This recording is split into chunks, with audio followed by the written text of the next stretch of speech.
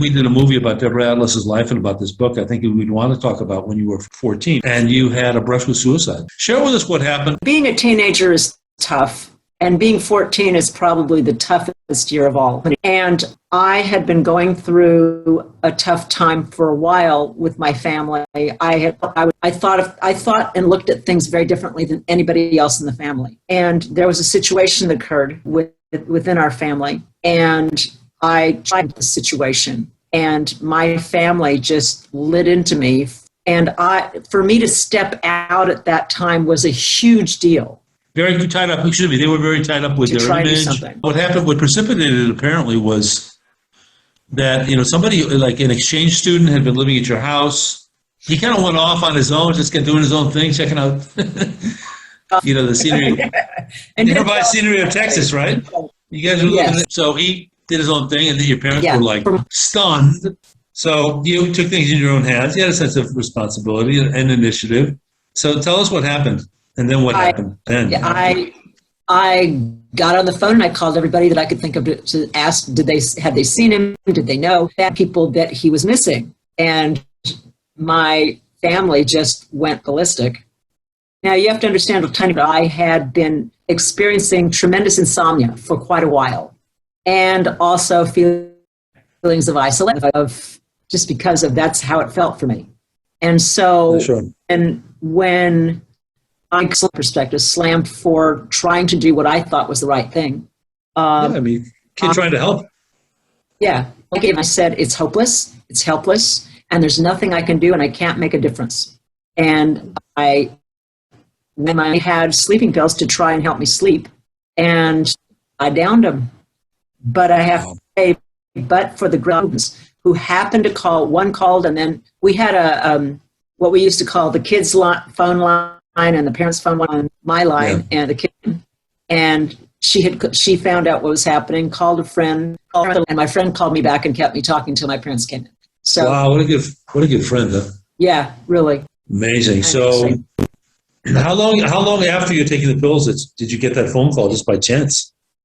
Very, very, very quickly, actually. Somebody was watching out for me up there, I tell you. Truly. Wow. It wasn't time. Thank God. So then, smart enough to keep you talking.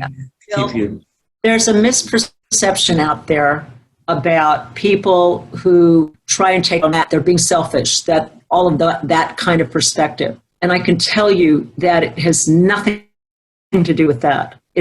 You see no reason to continue. It feels extremely hopeless and that you don't see anything else. And that's what ends up leading you that direction. It seems to me also it didn't help that your parents made such a huge fuss about something when you were just trying to help out. Yeah. Parents be warned, though. You understand, my family, they're great people. They've always been great people. They were very involved and did wonderful things in the community. But how they were viewed, this kid, early 60s, mid 60s, and, that it was a whole other time. Yeah, people really cared about their image and what people would say, what people would think. It was taking place in America. Yeah, exactly. And people would look at you badly, and you feel humiliated as a mother or father, and that shame would come down like a ton of bricks on the children who had brought that shame. Wow. So thank God you made it. So after that, it must have had a damaging impact on your relationship with your parents, or did it improve? Did things improve at that point? Well, in my family, we never talked about depression. And my parents taking me to see a therapist or psychiatrist, I really don't remember. And it was a dreadful time. It was never talked about again, ever. Wow. Just, to think that you have to see there's something wrong with my daughter's brain or her mind. Oh my gosh. Wow. So you must have felt really badly. And initially it was positive because they said they loved you. At time. Right. I knew my parents loved me.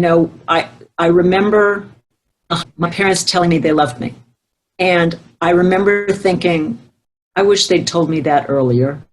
Wow. It was Well, there's lessons here, you know? Yeah. You never take it for granted. And so, the same thing goes about this, about telling a kid or parent that you love them is important. It might seem that's a little bit melodramatic. Come on, you know? But hey, get over it, because, you know, children need to hear it. Parents need to hear it. Siblings need to hear it. Students need to hear it too. I mean, listen, a lot of kids, the only person they have in their life that really is like a candle to them, that's paying attention, is lit for them, many times are teachers. Why? Because they have a really bad dysfunctional family life. It doesn't sound like that was your case, Deborah, but looking back, what practical tips, insights can you give us? Like, you know, the 30-second challenge, you know, what would it be, you know? Tips on narrow a little for me. Well, no, tips that parents, because let's face it, a lot of people will be listening to this, either parents, well, they're part of a family, you know, and they could be parents now, or they could be siblings with younger siblings, you know. What can people do? Well, somebody's going to be in a situation where this is going to hit them really hard. So anticipating that, what can they do to? I could say that. Yeah, I can say that, you know, one of the things I've learned is to tell people I love them when, after I'm getting ready to hang up from a really phone conversation. Really? Because you never know. You never know. You also were the second of 4 children. Your older brother was just like the wonderkind. It seemed like he always did things perfectly, right? Did that also play into it, this crisis? I have to apologize. He said, I didn't know all this was going on to that degree. At the time? He said that? Yeah, he did. He said, when I started talking about a year and a half ago to people that had known me my entire life, to let them know I'm writing this book, and to a person, they said, we had no idea. We had no idea you were dealing with depression. Wow. Yeah. I'm asking it, and most people are, or at least a large percentage. So they were in the dark. They just thought things looked great. Exactly.